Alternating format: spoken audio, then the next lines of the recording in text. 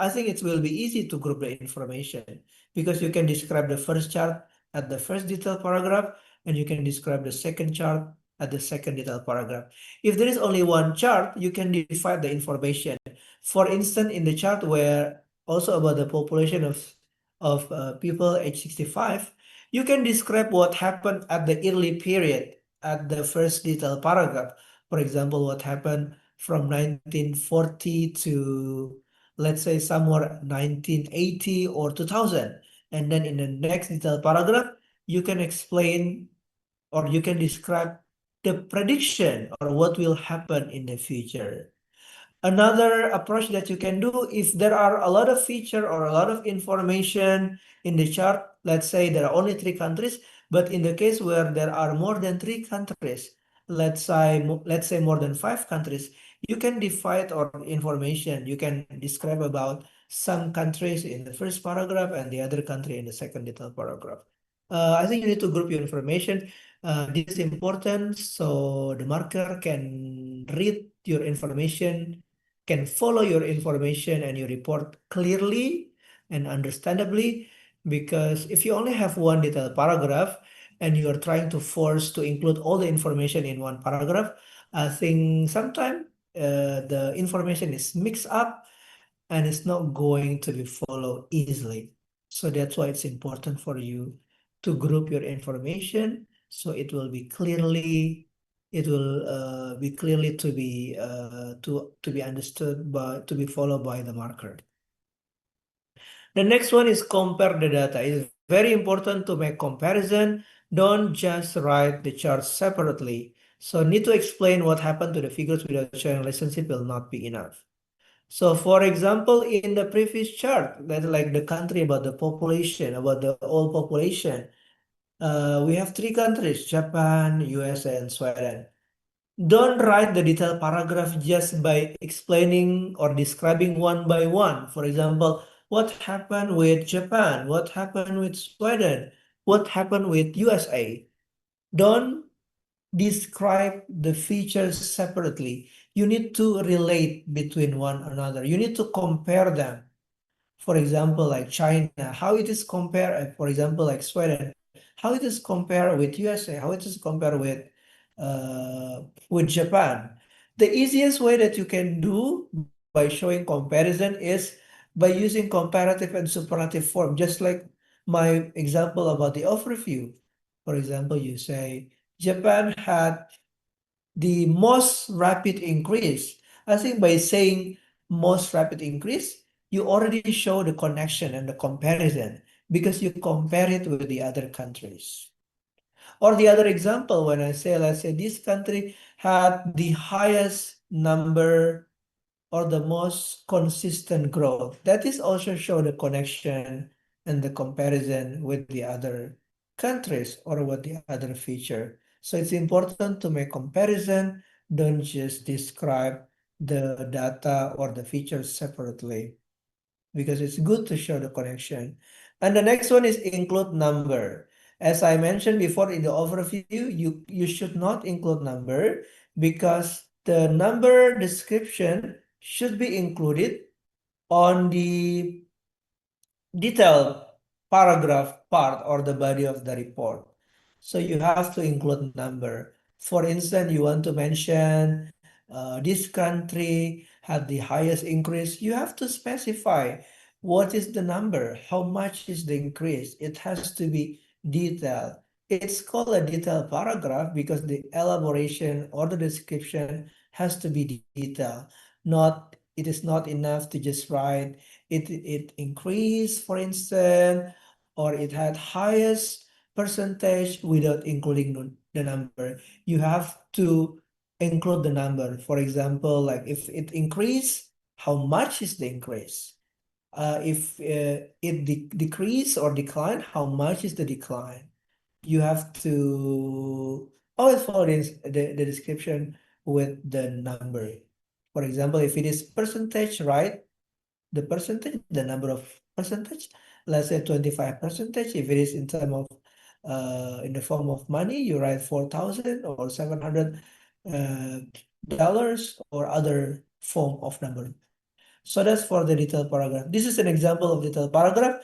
I will just give an example right away. Yeah, because I think if you are practicing this, it will take a long time to do it, especially if you don't really practice a lot about this. So this is an example of detailed paragraph. To begin, you can start by describing what happened at the beginning. For example, what I did here, I start by describing what happened at the beginning of the period. To begin, in 1990, the number of stolen cars in Great Britain was the highest of all the four countries, which was about 17 per 1,000 vehicle, while the other three countries were only below 10.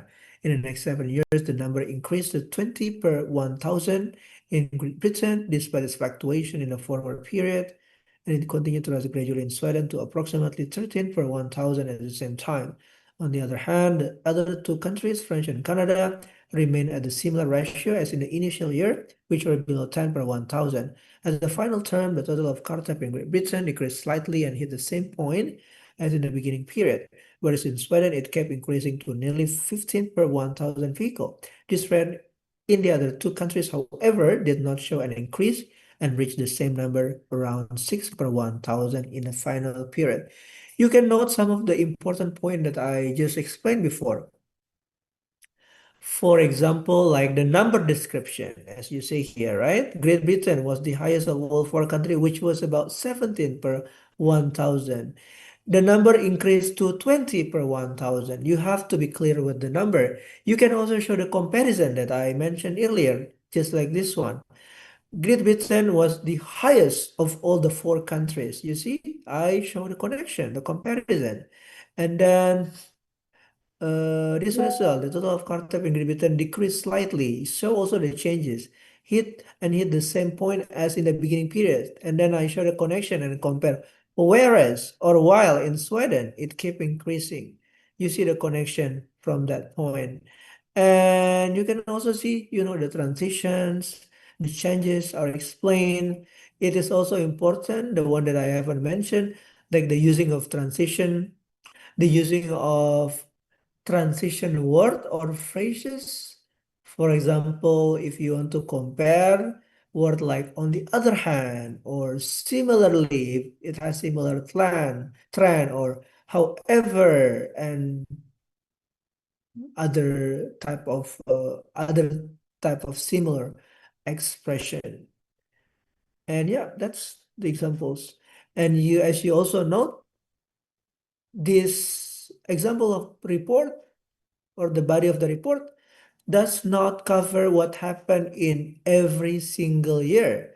I just note some of the important point. For example, what happened at the beginning in 1990, and then I proceed to the next, not the exact next year, like 1991. I jump to what happened in the next 7 years because I see that is the trend where it has the most interesting thing to say or most interesting changes or dynamic or things like that. And I also jump to describe what happened at the final term.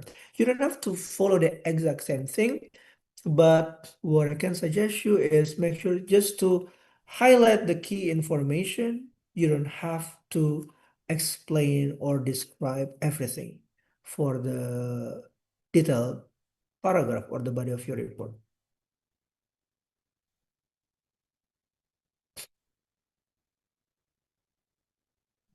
So yeah, this is the whole models, the whole examples. This is the combination of the example that I wrote before. For example, from intro, the graph gives comparison on the number of citizens age 65 and above from 1940 to 2040.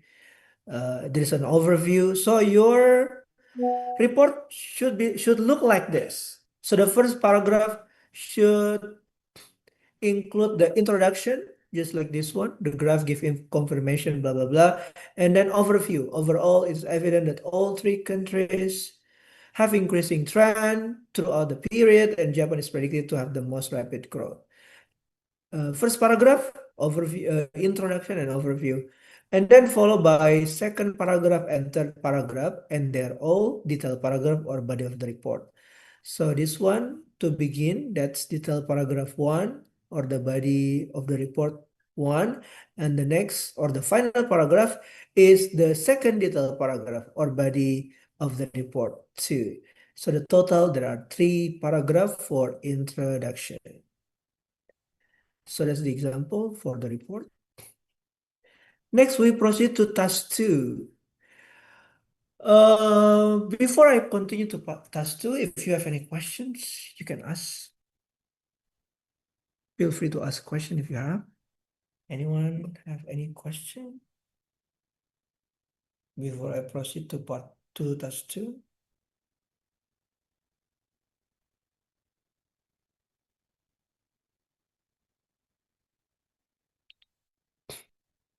Okay, it seems like there is no question. I will proceed to task 2 immediately. For writing task 2, I'm not going to explain quite as detailed as task 1 due to the limited time. But I give you like some of the important tips and strategies to write task 2 and also overall writing.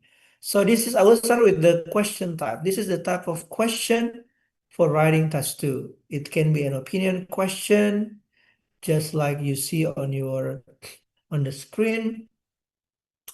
The opinion question, the typical instruction would be like this. To what extent do you agree or disagree? So it asks your opinion.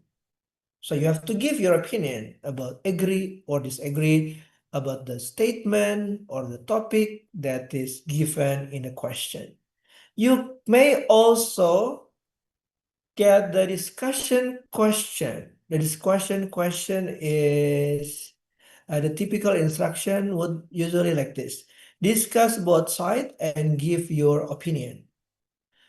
In this case, you have to discuss both views or both sides while also giving your opinion. And this is an example of advantages and disadvantages question. The typical instruction would be like this. What are the advantages and disadvantages of of such solution, of this regulation, for example, or any other thing? The other type that I don't cover or I don't mention here or I don't write here is the problem solution, where it will start with a question prompt like this with a statement, and then the instruction would be what action, what are the problems, what are the issues, and what action could be done to tackle the problem, but mainly problem and solution. And the other thing, if you see two question mark or two question, that is the type of two-part question where you will need to respond the questions on your essay. So this is the type of essay that you will get on the writing task 2. Next, I will continue to the number of paragraph. I will suggest 4 paragraph model consists of introduction, body paragraph 1, body paragraph 2, and conclusion.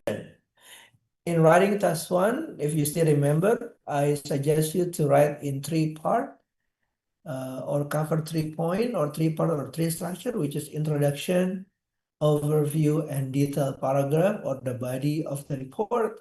For task 2 or the essay, I will suggest you to write 4 paragraph model. The first paragraph is an introduction. The second paragraph is your body paragraph. The first body paragraph. The third body paragraph The third paragraph is the second body paragraph, and the last paragraph is conclusion. If you notice here, there is a conclusion, while in task 1, there is no conclusion, only overview, which highlight the key information. The reason why you have conclusion in this part, because it is an essay. You will give your opinion, you will give your ideas. So in the conclusion is very important. It's an important part where you conclude your ideas, where you conclude your argument that you presented on the body paragraph. Make sure you cover all these 4 paragraph or point on your essay. You need to have introduction where you introduce the topic. You need to have two body paragraph where you give your main ideas and supporting ideas, and you need to complete it with a concluding paragraph where you conclude the ideas that you presented on the body paragraph. This is an example of the task two of the essay that I have prepared. Uh, yeah, I'm afraid we don't have time to practice this, but I will just give you an example. This is an example for this question. Some people argue that it is not wise for an industry to replace its experienced but all workers with new and young yet inexperienced individual. To what extent do you agree or disagree? You can see the first paragraph start with the introduction. It's the part where you introduce the topic. This one nowadays it's often found that many companies retire their employee when they reach certain age. While some people argue that it's important to employ this to replace them with the younger one, others think that it's necessary to keep them in the company. This essay will justify the importance of continuing this trend, and the reason will be discussed further. The most important thing about introduction, what I can tell you, is two things. The first, you need to introduce the topic. This is the topic, the statement, and you can do it by paraphrasing, just paraphrasing the question. As you notice here, I paraphrase some of the word. For example, like the many companies retire their employee when they reach certain age. And or the second sentence, some people argue that it is important to employ this to replace them with the younger one. I use like the word replace here with the younger one instead of a young yet inexperienced individual. Some people argue you can use the other word here. I think you can use some people believe or some people think or some people opine. Introduce the topic. If you can paraphrase, it's better for you to paraphrase the question. And it one more point. The second point is thesis statement. Thesis statement is the part where it's the part where you specify your idea, your position, if it is agree, disagree, or something that you will discuss in your essay, just like this one. This essay will justify the importance of continuing this trend, the trend to replace the old workers.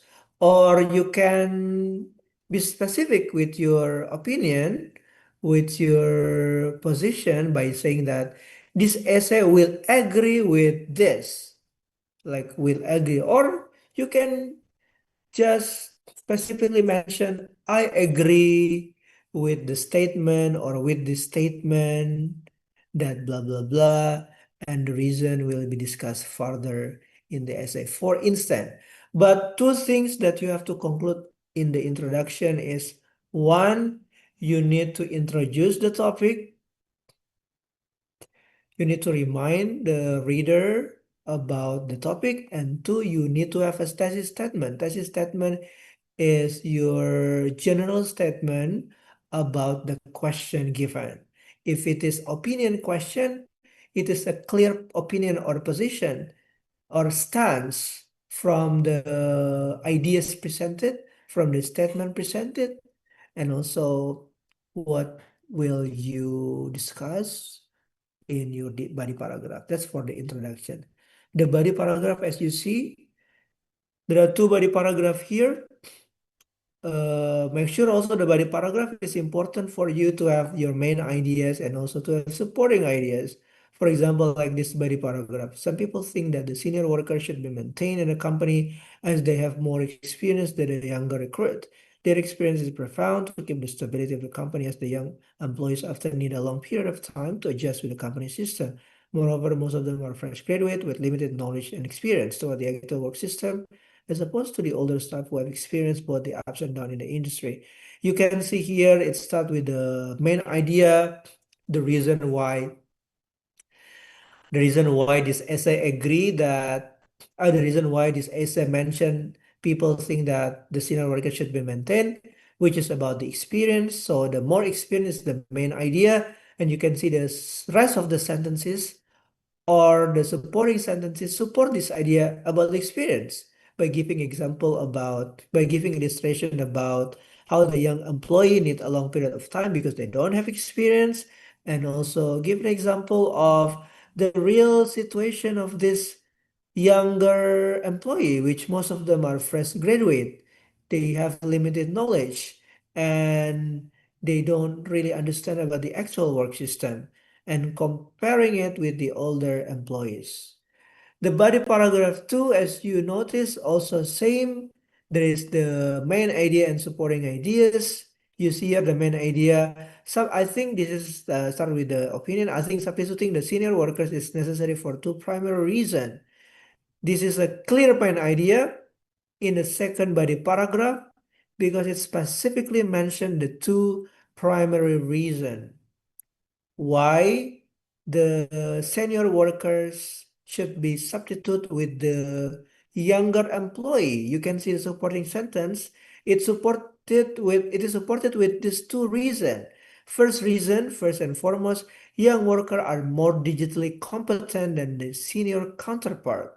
As the use of technology is inevitable in the current digital era, recruiting someone with adequate technology literacy is crucial to keep pace with the era and to enhance companies' productivity.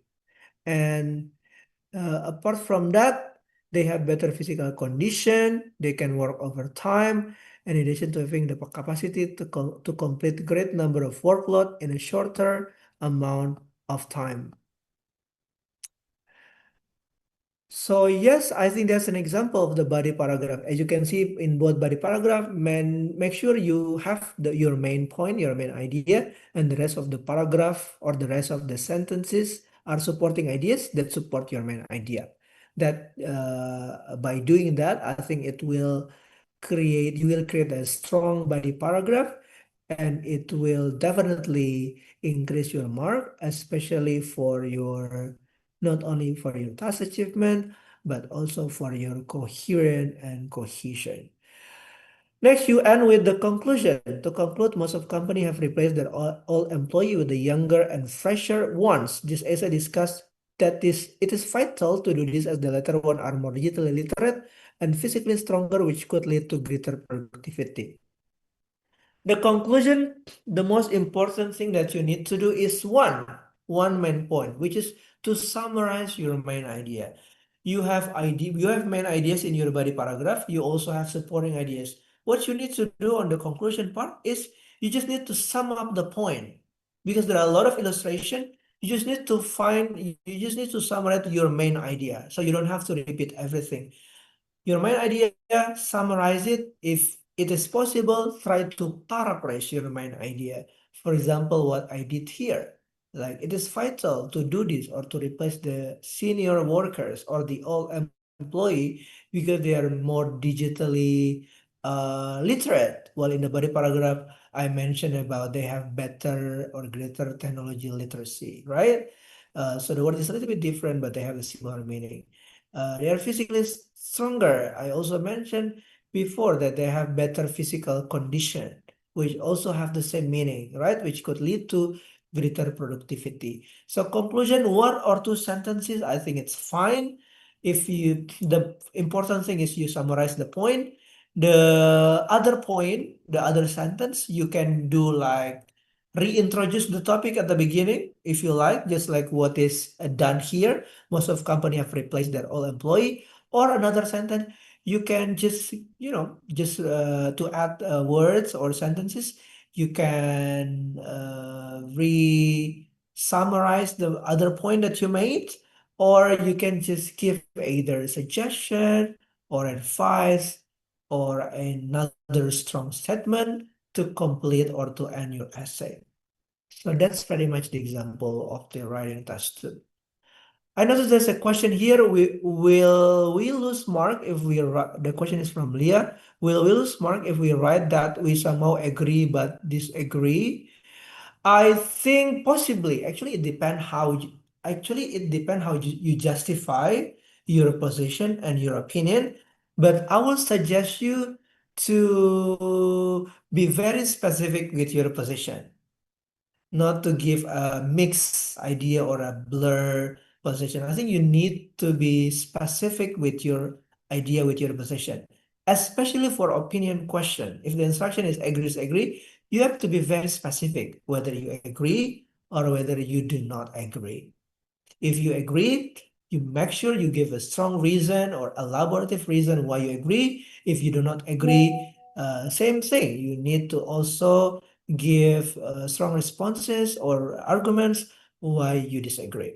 So I would suggest to give a specific, a clear position, and you have to be very specific with your position, with your stance, especially if it is opinion question or agree and disagree question. You're welcome. So that's for writing task 2.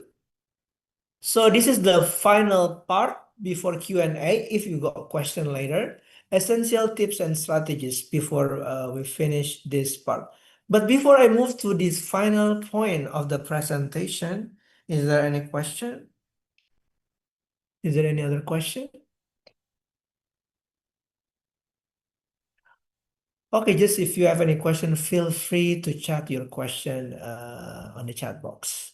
So I'm going to continue to the final part, which is essential tip and strategies, both for task 2 and also task 1. First tips. First, understanding the marking criteria. I already told you about the 4 marking criteria, which is the task achievement, cohesion and cohesion, lexical resources, and also grammatical range and accuracy. So whenever you practice, you need to look at all these 4 components. There are a lot of people that are sometimes cannot really identify or cannot really assess their writing. That's why they go to the preparation courses. I mean, just for your information, in Golden Gate, we have IELTS preparation classes. That's we usually look at this marking criteria, especially for writing. We'll give you feedback from all these components. But so yes, if you are the type of person who cannot independently see your mistake or your flow, I think you need to get a mentor or a trainer to look at your writing and give you feedback.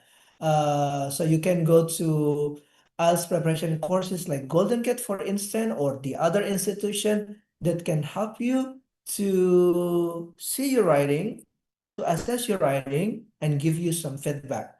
But if you're the type of independent learner, sometimes there is this type of person who is very independent.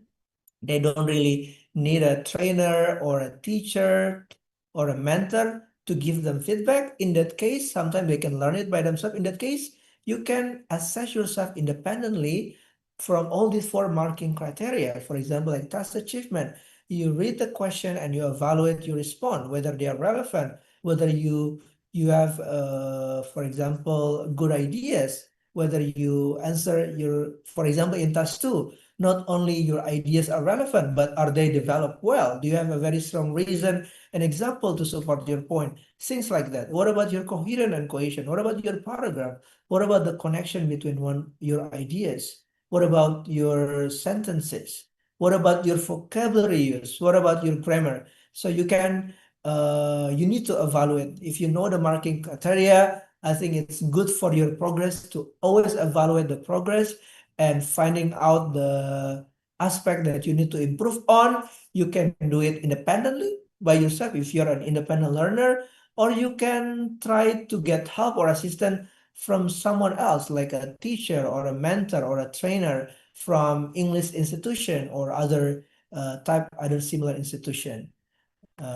That's for the first point. So you have to understand the marking criteria because so you are aware of your skill and you can always improve yourself. Next, understand the type of question. I already showed you there are different type of question. You need to understand about that question so you can give a relevant response. For example, the type of opinion question, agree, disagree, because the question is whether you agree or not. So you have to give, as I mentioned before, you have to give a clear position whether you agree or not. Because if you don't do it, I think you're failing to answer the question. That's why you understand the type of question. Also for writing task 2, there is this type, discuss both views and give your opinion. If there are 2 views are presented in the question, but you only discuss one, the marker will see, or the impression is you don't understand the question fully. That's why you don't fully respond to the question. That's why if you understand the type of question, it is important and it's useful for you, so you can give a proper response. And the next one is give a bit more attention to task 2 as it weighs more. This is another tip that I will suggest you, because writing task 1 and task 2, the marking for task 2 is weight more than task 1. In fact, for task 1, the mark will be 1/3 of your total mark. For task 2, the mark is 2/3 of your total mark. That's why you have longer time to finish task 2, and you need to write longer word, which is minimum 250 if you do task 2. You need to give a bit more attention. You still need to give your attention to both tasks, but maybe a little bit more to task 2 because it weighed more than task 1, because you write longer word. And the next one is, especially for writing task 2, write in a clear and organized paragraph. I think not only task 2, also task 1. I already show you the structure for task 1 and task 2, and to give you also a specific structure, I think you just need to follow on that structure, because it's important for you to write in a clear and organized paragraph, because your response will be clear, your responses will be clear, and it will be easy for the marker to assess your writing, to follow your writing, to follow the information, or to follow the idea that you present. The next one is identify and cover the keyword from the question. As you can see, especially for task 2, there are some keyword. So make sure you cover all the important keyword in the question, because if you don't cover the important keyword, I think you will potentially lose mark for the task achievement. I will give an example to prove my point. For example, like this one. Some people say that computer skills should be added to primary subject in elementary school, such as reading, writing, and math. To what extent do you agree or disagree? There are some keywords here. For example, computer skill, added to primary subject, elementary school. This is an example, right? Reading, writing, and math. If you have to cover all those keywords on your essay. You have to highlight at least the point. You don't have to mention it every single time, but at least you need to cover all these keywords. If your essay, for instance, only discuss about computer skills and how important is the skill for people, I think that could lower your mark on the task achievement part, because you don't highlight the other keyword, which is about the computer skill that need to be added as a primary subject in elementary school. So you're missing other keyword. That's the point about it's important for you to cover the keyword in a question. You don't have to mention everything, but you need to also highlight the point and make sure you cover the point in the keyword. So that's for the about the keyword. And the next tip is make a plan before writing, especially for task 2. I already mentioned that task 2 is an essay, and you need to give a main idea and supporting idea. I will suggest you when you try to write task 2, it's important for you to make a plan. Don't write immediately. Don't write immediately. You need to make a plan. You need to spare maybe 5 to 10 minutes to make a plan, to brainstorm an idea. For example, like after you see the question, let's say agree, you have to decide whether you agree or not. And then if you have decided your position, you have to think about the idea. What is your main ideas? What is your supporting ideas? You need to make an outline. You need to make a plan before writing. The reason why it's important to make a plan, because it could help you to write your essay better, because you already have idea. So it will help you to make your ideas better, and then it will help you also to to make a very clear, concise, and organized idea. And I think make a plan is also very important, because if you don't make a plan, I think there may possibly some problem that may happen. For example, sometimes if you don't have a plan, sometimes you don't realize you are stuck with your ideas. Like you try to write and then you're stuck. You don't know what to write. I mean, if you make a plan, you'll avoid the problem. Another problem, if you don't have a plan, if you write immediately, sometimes you don't realize you make repetitive ideas. If you make repetitive ideas and then you will arise, you will think another idea, you will not have a lot enough time. So that's why to make a plan, it will prevent you from that problem. Sometimes you also don't realize like your idea is not relevant or is going all over the place. So if you make a plan, I think you can prepare that. You can prevent that problem before before you're writing. So I think that's why it's important to make a plan. Because if you already make a plan, it's easier for you to write, to extend your idea because you already have a solid plan. Because if you don't have a plan, as I mentioned before, some problems may arise. For example, one, you may write something that is not relevant with the question, or two, you may be stuck with your ideas and you don't know how to extend it, how to write more on your essay, or three, you may possibly write repetitive idea and it's not good for your mark, especially your task achievement. So to avoid that problem, it's important to make a plan. And the next one is writing task to develop your main idea with reason and example. It's important, as I mentioned before, you'll need to have main idea in the body paragraph, but make sure whenever you have an idea or a main idea, it has to be supported with reason and example. Make sure you always have reason and example. Just like the previous example, computer skills should be added in a primary subject. For instance, you agree about that statement because computer skill is useful, is important for the kids. I think it's not enough to say that. You have to give a reason and example why it's important for kids. What are the benefits for the kids? What are the examples? For instance, you need to always support your idea or your main idea with reason and example to strengthen your idea. Because the development of your idea is also part of the key element in your writing assessment. And the next one is spare 3 to 5 minutes for editing before submitting your task. So this is applicable for both task 1 and task 2. You need to spare 3 to 5 minutes, especially task 2. You have 40 minutes, or the total is 1 hour for the whole writing task. Before the end of the time, you need to spare, at least you need to finish before 1 hour, maybe 5 minutes before. 3 to 5 minutes, you can spare it to edit your writing. Either you do the paper-based or you do the computer one, the computer IELTS, you need to add it. Because why? Because sometimes if you are writing, sometimes you don't realize you make mistake, like grammatical mistake. Sometimes you don't realize you make a spelling error. If you can spare 3 to 5 minutes by the end of your writing, or to check your writing, to edit your writing, I think it's good for you to you can check your grammar and the spelling, so it can prevent you from this kind of problem, like spelling problem and grammatical problem.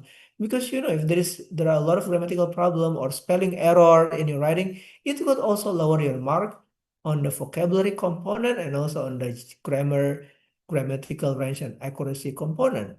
So in order to avoid that, I think it's better for you to edit your writing before you submit, so it can help you or prevent you to make a lot of grammatical problems or spelling problem from your writing. I think that's the end of the IELTS writing workshop for today. I hope it's not a long time workshop or training, but I hope this information could be useful for you to prepare your writing and also to boost your writing mark. That's all for the presentation. If you have any questions, we can spare a few minutes. I can spare a few minutes to answer your question. Thank you.